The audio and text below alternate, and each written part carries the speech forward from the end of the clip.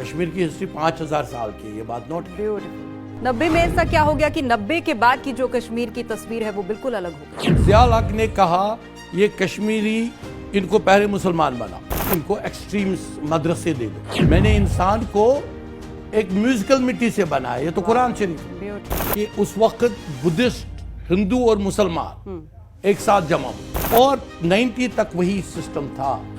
Red square का duplicate रखा गया लाल चौक। नीलनाग का इरेज करने के लिए गवर्नमेंट ऑफ इंडिया के ही पैसे खर्च किए गए और उस स्प्रिंग को प्लग किया गया under the mud under stones. Kashmir, ये नाम सुनते ही आपके दिमाग में एक इमेज क्रिएट हो गई होगी। डल पर तैरता हुआ शिकारा, कल बहती हुई झेलम, चिनार के पेड़, गुलमर्ग की हसीन वादियां और फिर अचानक कहीं दूर मिलिटेंसी की गूंज सुनाई देती है। आखिरकार क्यों भारत का जन्नत कहे जाने वाला कश्मीर दहशतगर्दी के हवाले हो गया? मेरे हाथ में एक किताब है जिसका नाम है कश्मीर बियर थ्रोन्स और कश्मीर से जुड़े हर एक सवाल का जवाब इस किताब में है। नमस्कार, मैं हूं आपके साथ सिमरन और आज मेरी खुशकिस्मती है कि कश्मीर बियर्स थ्रोन इस किताब के लेखक आज मेरे साथ हैं फारूक रेंजू शाह जी। सर नमस्कार, स्वागत आपका टीवी9 पर। बहुत बहुत शुक्रिया, thank you. Farooq Renzu Shah ex commissioner रह चुके हैं जम्मू कश्मीर के, जिनके अंडर लगभग 40 बहुत ज़्यादा इंपॉर्टेंट डिपार्टमेंट्स थे। उसके बाद से जमात एहतियाद हलफिया के स्पिरिचुअल लीडर भी रह चुके हैं और अब 20 किताबें लिखने के बाद कश्मीर बियर थ्रोन्स के साथ एक बार फिर से कश्मीर से जुड़े कई सवालों के जवाब लेकर सामने आए हैं। तो फारूक जी, सबसे पहला सवाल जो मैं पूछना चाहूंगी, it is written Kashmir bears throne, Kashmir नहीं कश्मीर, ये नाम की वजह? बिल्कुल, because this is the first question mark जो एक इंटेलिजेंस आदमी के जहन में डेफिनेटली आएगा कि ये के से क्यों नहीं है जी। लेकिन के का जब हुलिया ही बिगाड़ दिया गया, जब के रहा ही नहीं, खास तौर पर मैं कहूँगा कि 47 में एक कॉन्स्पिरेसी के तहत कश्मीर को डिवाइड किया गया, जानबूझ के एक स्ट्रेटेजिक पार्ट अवे रखा गया। शाहरा इब्राहिम हमारे साथ था, हमारे साथ वो सिल्क रूट था, हमारे साथ हुंजा था, हमारे साथ गिलगित था, बल्तिस्तान था। कहाँ है K2? कहाँ है वो माउंटेन्स? कहाँ है? सो हम ये दुरांत लाइन आजकल बोल रहे हैं जो अफगानिस्तान से बॉर्डर मिलता है, दुरांत लाइन, ये तो हमारा था। और जब एक्सेशन हो गया, एक्सेशन कोई हाफ पार्ट का नहीं हुआ, एक्सेशन एंटायर टेरिटरी का हुआ। जब एंटायर मैप का हुआ तो क्यों जानबूझकर एक कॉन्स्पिरेसी के तहत उसको छोड़ा गया, ये डेलिब्रेट एक्ट, ये नहीं है, इट्स नॉट ए चांस।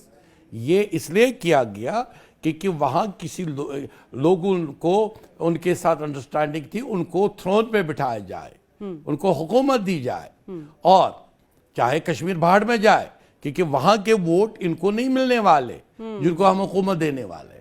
तो और उसमें आपके वो लोग भी शामिल है जिन्होंने फौजियों को कहा कि भाई रुको उरी पे, उसके आगे मत जाओ। जब उनको कहा गया रुको, उसके आगे मत जाओ, तो खुलिया नहीं बिगड़ा के का, तो क्या हुआ?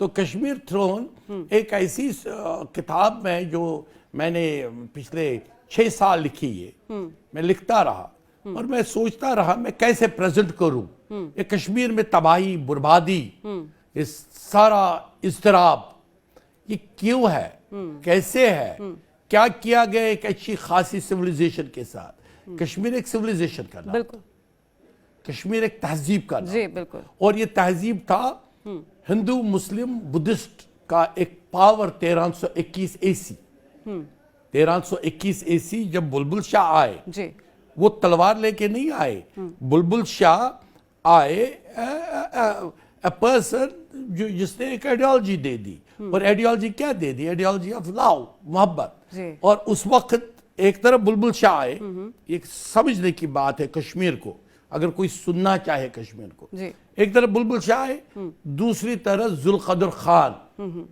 जो कि चंगेज खान का वो जो उसका ग्रैंडसन था, वंशज ग्रैंडसन में से था जो हलाकू खान का दादा था उसका, जी। हलाकू खान। तो हलाकू खान, चंगेज खान, ये एक ही नस्ल के थे, लेकिन ये खुदा को नहीं मानते थे। ये बात बहुत सारे लोगों को, मतलब खान खान नहीं खान पता खान, होगी। ये शायद ये खुदा को ही नहीं मानते थे। Okay they were the present communists, ये कम्युनिस्ट जैसे थे ओके कि हम खुदा को नहीं मानते। इनके झंडे भी थे कम्युनिस्ट। उन्होंने कश्मीर को हमला किया ओके उसी वक्त।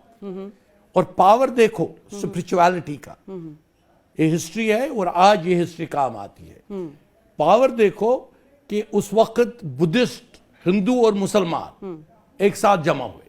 वाह सदरुद्दीन रंजन शाह था बादशाह, तो जुल्कदर खान को डिफीट मिली। वो बर्फ के तोदून तले उनके 70,000 फौजी हलाक हो गए।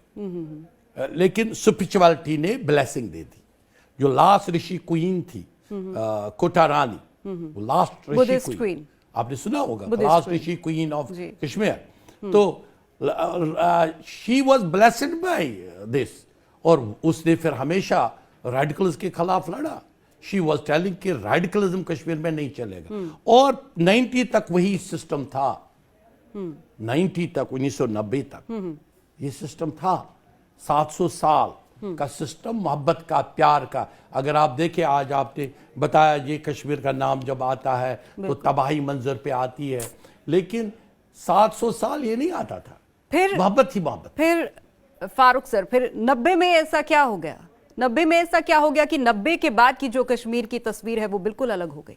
मैं बताऊं, ये बात आपने बहुत ही अच्छा सवाल किया। 90 बाद क्या हुआ, और आज भी इससे समझना चाहिए कि किस सिचुएशन ने 90 को लीड किया। अगर आप देखेंगे, ज़ियाउल हक जो इसका पाकिस्तान का बना जनरल, ज़ियाउल हक जिम्मेदार है।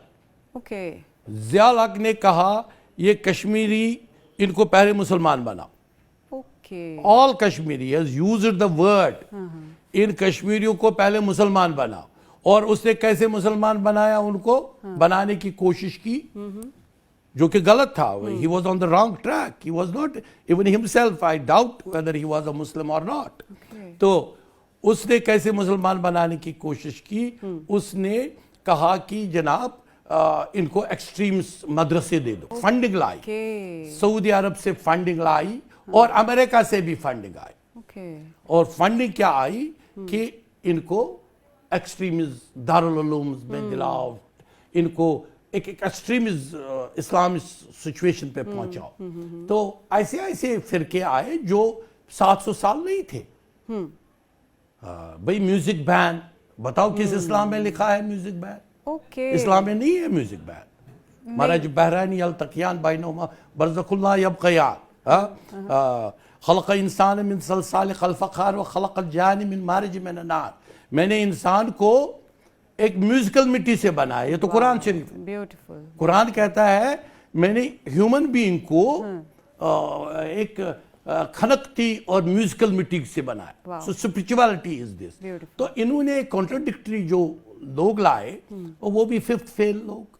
उन फिफ्थ फेलों ने, अगर आप देखेंगे, उनके अगर वो बिलो पोवर्टी लाइन थे, they made money, out of them some became bears. इसी तरह जो खजाने थे तोशखाना से, 9 ट्रंक्स, मैंने किताब में जिक्र किया और बताए, और मैं हिस्ट्री बात कर रहा हूँ। जी जी, मैं हिस्ट्री बात कर रहा हूँ। आपके you are the first channel which will be this revealing it, कि 9 ट्रंक्स जो 1937 में दुमेल में पकड़े गए। ओके दुमेल इज अ प्लेस जो इस वक्त पीओके में है। ओके वहां एक ये था जो नाका लाइन, ओके, जिसको चेक कहते पोस्ट, हैं check post. Check post. Check post पे जब 9 ट्रंक्स पकड़े गए, इट वाज अ मुहीती who was bringing it for these Bulbul Shah shrine, Shah Hamdan shrine, क्योंकि शाह हमदान ने भी कुछ, उसके पास भी हीर जवाहरात थे। तो उनको जब पकड़ा गया, they were taken in the Maharaja तोशखाना। ओके, और जब 1947 में ट्राइबल आए, तो उनकी नजरें भी ये ट्राइबल पहले एक मिस्ट्री है, वो कौन थे? 1947 के ट्राइबल कौन थे? कश्मीर में तो गन पहले ही आया था, अभी इंडियन आर्मी भी नहीं आई थी, अभी एक्सेशन भी नहीं हुआ था। Okay. ये गन कहां से आया? वो आप देखिए, वो पैलेडियम के सामने लाल चौक में उसका नाम रखा गया था red square, which was the communist name, जो कि रशिया में है red square. Okay, red square का डुप्लीकेट रखा गया लाल चौक को। Okay. तो ये जो कम्युनिज्म था, it was on the rise and they were equipped. Pamila Dutta, British का जो कम्युनिस्ट लीडर था, वो लिखता है क्रॉनिकल में कि भाई गन लाए गए, वो कम्युनिज्म फ्लोरिश हो गया। Okay. और Germans, Hitler had I on Kashmir. Hitler को अगर वो 1947 45 के जंग में वो हारता नहीं, तो उसका जो प्लान था वो चित्राल तक पहुंच गया था। चित्राल में उसके बेसिस थे, चित्राल जो पाकिस्तान में है। और जो लास्ट एस्केप है, there is a Sunday Star in London, वो कहता है कि हिटलर ने कमिट सुसाइड नहीं की, वो कहीं से भागा in the British territory. Okay, और ब्रिटिश टेरिटरी कौन थी ब्रिटिश टेरिटरी जिसने उसको पनाह दिया होगा? वो चित्राल में जब उसकी लैंड थी, चित्राल कश्मीर के साथ है, हुंजा रिवर बीच हुंजा में वैली, है, हाँ। Chitral is one side. जी। तो हैज हिटलर क्रॉस्ड? एंड अगर हिटलर कश्मीर में आया as like Osama bin Laden जैसे अमिताभ में गया और हाइड आउट में था, तो कौन सा हाइड आउट था? बहुत सारी इशारे मिलते हैं कि रोजबल में, जो श्रीनगर में है रोजबल, तो अचानक उसका नाम किया गया कि जीसस का ग्रेव है यहाँ। मैं I was जबकि about to Jesus ask, grave नहीं है। I was about to ask कि जीसस बताएं। हिंदुस्तान में जीसस का ग्रेव, या किस तरीके इसको कैसे प्रोजेक्ट किया जा रहा है कि जीसस इंडिया में आए, या फिर कैसे उनका ग्रेव जो है वो कश्मीर में हुआ? मैं इसको ये बताऊं, क्योंकि जीसस का मेरे ख्याल में नाम इस्तेमाल किया गया ताकि ये हाइड आउट प्रोहिबिटेड बने, और उसको एक सिक्योर जोन बनाया गया कि जना वहां, और 1945 से सेकंड वर्ल्ड वॉर तक there is no book, no history.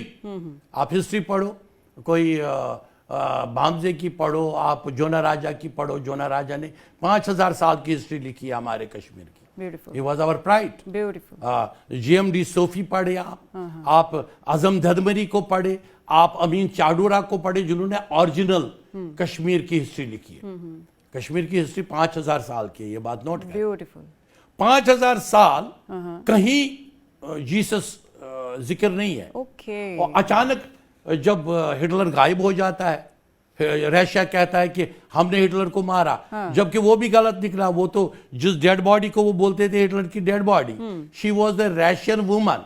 Okay, Russian women जिसकी dead body is that person को बिठाया गया।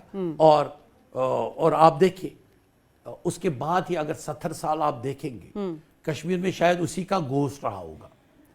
अगर उसकी डेड बॉडी रहेगी, उसका गोश्त रहा होगा। okay. तो ये गोश्त जो थे, this ghosts have created a problems for their power. इन्होंने अपने पावर के, पाप हाउस का जिक्र मैंने किया, मैंने नाजनीन का जिक्र किया है, वो वाज जर्मन सिपाही इन कश्मीर। Okay. और देयर इज ए हिस्ट्री, आप जाके देखे, और आपको सब सुन रहे हैं। जब 1947 में ट्राइबल्स आए, जो उसमें से 2 ट्रक थे, वो महाराजा की गाड़ी में गए कश्मीर से जम्मू, और उसके बाद कैबिनेट ने जो ट्रेजर था कश्मीर का, वो 1977 में कैबिनेट ने उसके ताले अंदर लॉक करके तोड़ दिए, तोशखाना के ट्रंकों के। 77 की बात करें। अच्छा, around 77 78।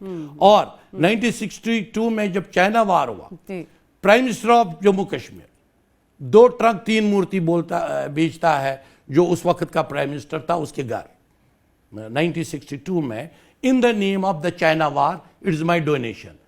Is that anywhere recorded?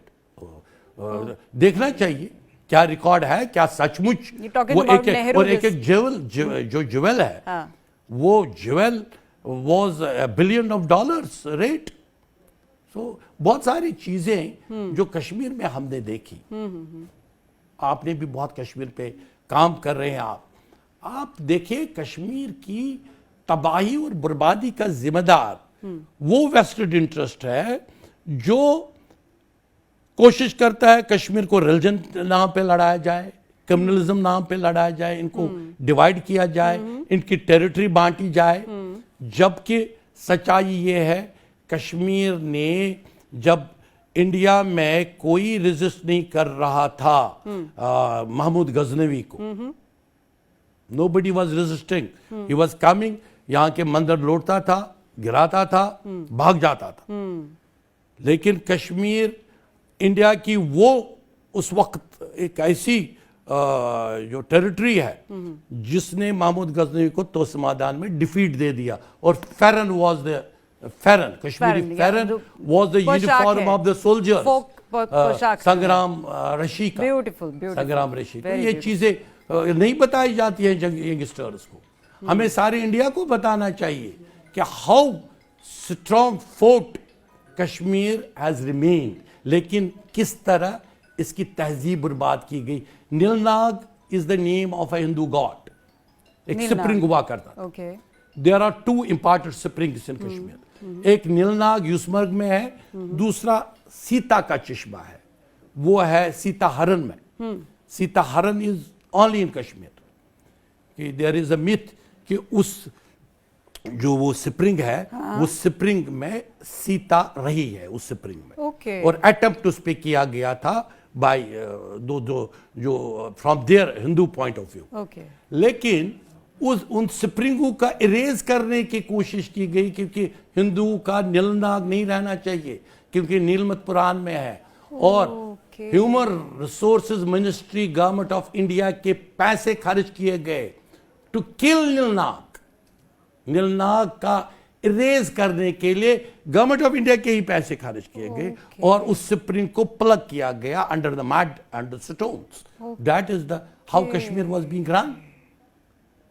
इसे आप समझ सकते हो। मैं डीसी था, I was a deputy commissioner. तो अभी जब मैं डीसी था, एक आदमी आता था पिस्टल लेके, मिनिस्टर एक पिस्टल लेके आता था, और मेरे ऑफिस में एक दफा वो पिस्टल ऐसे जैसे दबंग में सलमान खान घुमाता है, he was a minister taking the money from government of India, taking the money from state, and वो दबंग की तरह वो पिस्टल घुमाता था और बोलता था मेरा ये डेवलपमेंट का काम करो, मेरा वो सड़क बनाओ, मेरा ये बनाओ। This is how Kashmir was being run. Okay, तो अगर इस तरह कश्मीर को, तो बियर्स नहीं थे और कौन थे? Who were they? They were these bears. ये bears. So these bears are to be told to people. लोगों को बोलना चाहिए कौन थे बियर थे, बिल्कुल, क्यों इन्होंने कश्मीर को तबाह किया। जी। और what we came to know about कि हम जो बहुत बाद का कश्मीर है, जैसे आपने बहुत इंटरनल स्टोरीज बताई, हम जो पढ़ते हैं या जो सुनते हैं टीवी पर देखते हैं, वो बहुत बाद के कश्मीर की तस्वीरें हैं। और उस पर से जो हमें दिखाया जाता है वो कश्मीर फाइल्स जैसी मूवीज हैं, 90s का दौर उसमें दिखाया सही गया। बात है। कितनी रियलिटी उस मूवी में जो दिखाया गया उतना है वेरी गुड, ग्राउंड लेवल पर। वेरी गुड, आपने बहुत ही पॉइंट एक बताया। सी, कश्मीर फाइल एक फिल्म है एक आर्टिस्ट की, जी, अनुपम खेर है या क्या नाम था उस प्रोड्यूसर का, अग्निहोत्री। उन्होंने एक फैमिली की, एक पंडित फैमिली की दर्द भरी दास्तान सुनाई from their point of view. कहीं पे उनको मैं कहूंगा एज अ कश्मीरी कि उनको सारे कश्मीरी मुसलमानों पे उंगली नहीं उठानी चाहिए।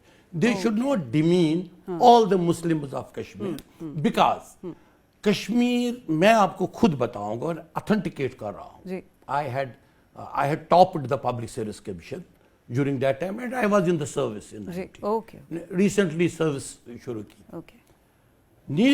गंजू था, नीलकंठ गंजू, उसको मारा गया Hari Singh street, which was the government street. And government street में जब उसको मारा गया, जज था, justice Neelkanth Ganju, he was shot dead. 8 घंटे उसकी लाश पड़ी, बॉडी को किसी ने टच नहीं किया। न मुंशी आया थाने का, न जिप्सी आई, न इंस्पेक्टर आया, न एसएचओ आया, न डीएसपी आया, न एसपी ऑफ द एरिया आया, न एसएसपी ऑफ द एरिया आया, न डीआईजी ऑफ द एरिया आया, न आईजी ऑफ द एरिया आया, न चीफ मिनिस्टर आया। They should have come that very time. डर का माहौल बनाने के लिए। It means they were at that time there was a political game कि कश्मीरी पंडितों को निकाला जाए, इनकी प्रॉपर्टीज ली जाए और एक ऐसे सेक्शन को दिया जाए जो रेडिकल सेक्शन है और पॉलिटिकल सेक्शन है, ताकि हमारी पॉलिटिकल गेम चलती रहे। आप देखिए, जब जलाया गया, ये नहीं नीलकंठ गंजू की बात या पढ़, हमारा मैं इस एतकाद लाइन का हूं, हमारा श्राइन जी शेख नूरुद्दीन वली चार शरीफ में जलाया गया। ओके मसगुल बड़ा जबरदस्त था। मसगुल को एक फायर ब्रिगेड ट्रक से बचाकर एक सब इंस्पेक्टर ले गया, बचाकर खुशी हुआ, डांस किया कि हमने ये आस्थान जलाया, और उसको डबल प्रमोशन मिली। This was the administration, they were on the both sides. So अगर इस चीजों को एक लोकल एडमिनिस्ट्रेशन दी थी, वो उनको भी पैट्रनेज कर रहे थे जो पंडितों का एक्सोडस एनकरेज कर रहे थे, और पंडितों को दिमाग में रहा कि शायद मुसलमानों ने मिलकर हमें निकाला, which is wrong, which is totally wrong. It has been projected like that. It was because वहां आस्थानों में वो लोग नहीं आते थे निजाम मुस्तफा के नारे देने, वो टेप आते थे, और टेप सरकारी मुलाजिम लगाते थे इन पे, रेडियो स्टेशन इन पे। सो दिस वाज एक्चुअली एक I think political game who were on the ground. आप पहले खुद समझ लीजिए, 1987 में एक पॉलिटिकल लड़ाई पर वोटों की ये हुई, आपके बहुत सारे लीडर तो वोट लड़ रहे थे। सलाउद्दीन तो कंटेस्ट था, तो वो लड़ रहा था इलेक्शन।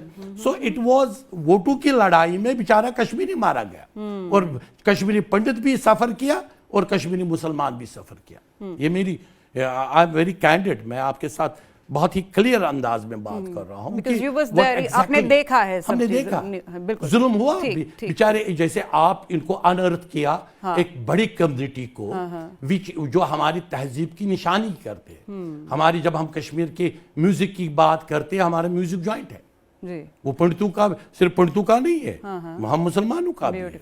सो इसी तरह हमारी बहुत सारी क्रॉनिकल शायरी मिलती है, लेकिन इसको एक बहुत ही बियर्स ने these bears are responsible for this।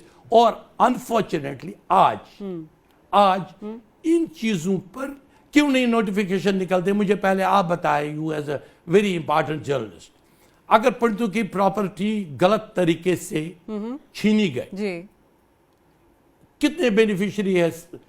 आधे % ऑफ मुसलमान है, 1% ऑफ मुसलमान, कश्मीरी मुसलमान उसका बेनिफिशियरी होगा जिन्होंने वो परचेज की। क्यों नहीं ये गवर्नमेंट ऑफ इंडिया निकालती है नोटिफिकेशन, बैन करो जी, it is declared it null and void. क्यों नहीं करते?